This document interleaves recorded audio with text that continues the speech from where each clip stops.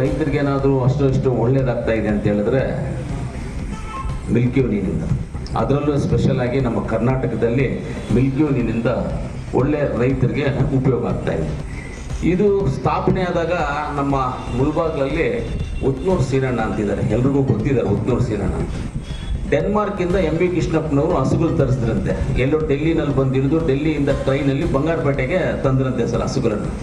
ಆ ಟೈಮಲ್ಲಿ ಆ ಹಸುಗಳನ್ನು ನೋಡೋಕ್ಕೆ ಎತ್ತಿನ ಗಾಡಿಗಳು ಕಟ್ಕೊಂಡು ಲಾರಿಗಳಲ್ಲಿ ಹೋದ್ರಂತ ಹಸುಗಳು ನೋಡೋಕ್ಕೆ ಬಂಗಾರಪೇಟೆಗೆ. 1 ದಿವಸ 2 ದಿವಸ ಇತ್ತು, ಹಸುಗಳು ಬಂದಲ್ಲಿ ನೋಡಿ ಬಂದ್ರಂತೆ ಜನ. ಅಂದರೆ ನಮ್ಮ ರೈತರಿಗೆ ಅವತ್ತು ಅವ್ರು ತಂದು ಕೊಟ್ಟಿರುವಂಥ ಹಸುಗಳು ಇವತ್ತು ತೋರಿಸಿರುವಂಥ ದಾರಿ ಇವತ್ತು ನಮ್ಮ ರೈತರಿಗೆ ಎಲ್ಲೋ ಒಂದು ಜಾಗದಲ್ಲಿ ಒಂದು ಮೂಲೆಯಲ್ಲಿ ನಮ್ಮನ್ನು ಇವತ್ತು ನಮ್ಮ ಕೋಲಾರ ಮಿಲ್ಕ್ ಫೆಡರೇಷನ್ ನಮ್ಮನ್ನು ಕಾಪಾಡ್ತಾ ಇದೆ ಅಂತ ನಾವು ತಿಳ್ಕೊಳ್ಳೋದ್ರಲ್ಲಿ ಯಾವುದೋ ತಪ್ಪೇನಿಲ್ಲ. ನಾವು ಅದಕ್ಕೆ ಮೀರಿ ಹೇಳಬೇಕಂದ್ರೆ ವೇಮ್ಗಲ್ ಸೊಸೈಟಿ ಪ್ರಾರಂಭ ಆದಾಗ ನಾನು ಹುಟ್ಟಿರುವಂಥ ವರ್ಷದಲ್ಲಿ ಪ್ರಾರಂಭ ಆಗಿರೋದು 1979ರಲ್ಲಿ ನಾನು ಹುಟ್ಟಿರೋದು.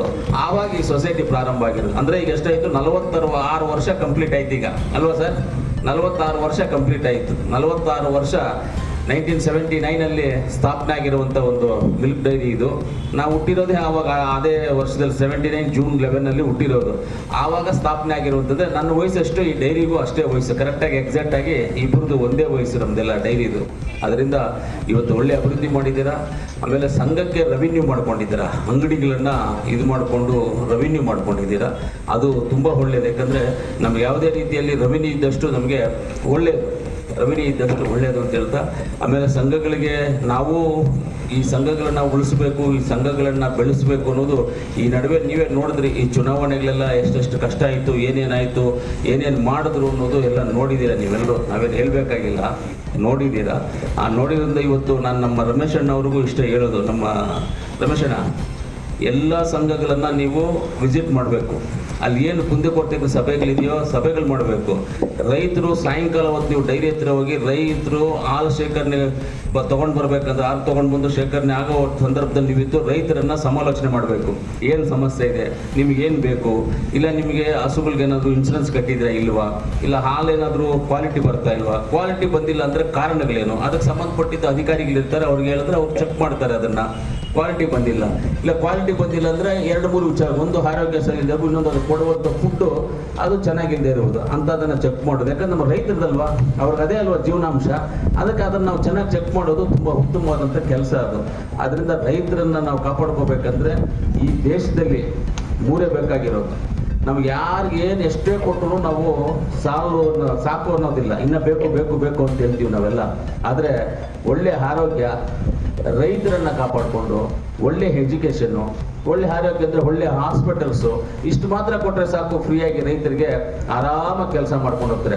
ಆರೋಗ್ಯ ಕೊಟ್ಟರೆ ಹಾಸ್ಪಿಟಲ್ ಒಳ್ಳೆ ಮೆಡಿಸಿನ್ ಕೊಟ್ಟರೆ, ಒಳ್ಳೆ ಟ್ರೀಟ್ಮೆಂಟ್ ಕೊಟ್ಟು ಎಲ್ಲದಕ್ಕೂ ಕೊಟ್ಟರೆ ನಾವೆಲ್ಲೂ ಬೇರೆ ಸಮಸ್ಯೆ ಇರೋದಿಲ್ಲ. ರೈತರಿಗೆ ಒಳ್ಳೆ ಗುಣಮಟ್ಟದ ಬಿತ್ತನೆ ಬೀಜಗಳು, ಗುಣಮಟ್ಟದ ಹಸುಗಳಿಗೆ ಫುಡ್ಡು, ಗುಣಮಟ್ಟದ ಹುಲ್ಲು ಇದೆಲ್ಲ ಕೊಟ್ಟರೆ ರೈತರಿಗೆ ಏನು ಸಮಸ್ಯೆ ಆಗೋದಿಲ್ಲ. ಒಳ್ಳೆ ವಿದ್ಯಾಭ್ಯಾಸವನ್ನು ಕೊಟ್ಟರೆ ರೈತರ ಮಕ್ಕಳು ಓದ್ಕೊಂಡು ಅವರೆಲ್ಲ ಕೆಲಸ ಮಾಡ್ಕೊಂಡು ಆರಾಮಾಗಿ ಚೆನ್ನಾಗಿರ್ತಾರೆ. ಇಷ್ಟು ಮಾತ್ರ ಕೊಟ್ಟರೆ ಸಾಕು, ನಾವೆಲ್ಲ ಎಲ್ಲಿಗೋ ಹೋಗ್ಬೋದು, ನಮ್ಮ ಜೀವನಾಂಶ ಹೆಂಗೋ ನಡ್ಸ್ಕೊಂಡು ಹೋಗುವಂಥ ಸಂದರ್ಭಗಳು ಬರ್ತವೆ. ಮುಂದಿನ ದಿನಗಳಲ್ಲಿ ರೈತರ ಕಾಲಿಡಿಯುವಂಥ ಪರಿಸ್ಥಿತಿ ಜನಗಳಿಗೂ ಬರ್ತದೆ, ಸರ್ಕಾರಕ್ಕೂ ಬರ್ತದೆ. ರೈತರ ಕಾಲಿಡಿಲೇಬೇಕು ನಾವು. ಯಾವುದೇ ಕಾರಣಕ್ಕೆ ನಾಳೆ ರೈತರ ಕಾಲು ಹಿಡಿದೆ ಅಂತ ಸಂದರ್ಭ ಬರೋದೇ ಇಲ್ಲ, ನಮಗೆ ಬಂದೇ ಬರುತ್ತೆ. ಯಾಕಂದರೆ ಇವತ್ತು ನನಗೆ ಗೊತ್ತಿದೆ ಯಾವ ತಿಂಗಳಲ್ಲಿ ಏನು ಬೆಳೆ ಹಾಕಬೇಕು, ಹೆಂಗೆ ಹಾಕಬೇಕು ಅಂತ ನಾನೆಲ್ಲ ಮಾಡಿದ್ದೀನಿ, ನನಗೆಲ್ಲ ಗೊತ್ತಿದೆ. ಅದು ಇವಾಗಿರುವಂಥ ಪೀಳಿಗೆ ಏನಾಗ್ತಾ ಇದ್ದಾರೆ ಅದನ್ನೆಲ್ಲ ಮರಿತಾ ಇದ್ದಾರೆ, ಅದನ್ನೆಲ್ಲ ಮರ್ತ್ಬಿಟ್ಟು ಹಿಂದ್ಗಡೆ ಹೋಗ್ತಾ ಇದ್ದಾರೆ. ಆದರೆ ಒಬ್ಬರು, ಇವಾಗ ನಾನೊಂದು ಬಿಸ್ನೆಸ್ ಮ್ಯಾನ್ ಮಗ, ನಾನು ಬಿಸ್ನೆಸ್ ಮ್ಯಾನು, ನನ್ನ ಮಗ ಬಿಸ್ನೆಸ್ ಮ್ಯಾನ್ ಆಗಬೇಕು ಅಂತ ಹೋಗ್ತಾನೆ. IAS ಮಗ IAS ಆಗಬೇಕು ಅಂತ, ಡಾಕ್ಟರ್ ಮಗ ಡಾಕ್ಟರ್ ಆಗಬೇಕು, ಇಂಜಿನಿಯರ್ ಮಗ ಇಂಜಿನಿಯರ್ ಆಗಬೇಕು. ಅದೇ ರೈತರ ಮಗ ರೈತರಾಗುತ್ತೆ, ಯಾರು ಮುಂದೆ ಬರೋದಿಲ್ಲ. ಯಾಕಂದರೆ ಅವ್ರಿಗೆ ಎಲ್ಲಾದರೂ ಲಾಸ್ ಆಗ್ತೀವಿ, ನಾವು ತೊಂದರೆ ಆಗುತ್ತೆ ಅಂತ ರೈತರ ಮಕ್ಕಳು ರೈತರಾಗಬೇಕು ಅಂತ ಯಾರು ಬರೋದಿಲ್ಲ.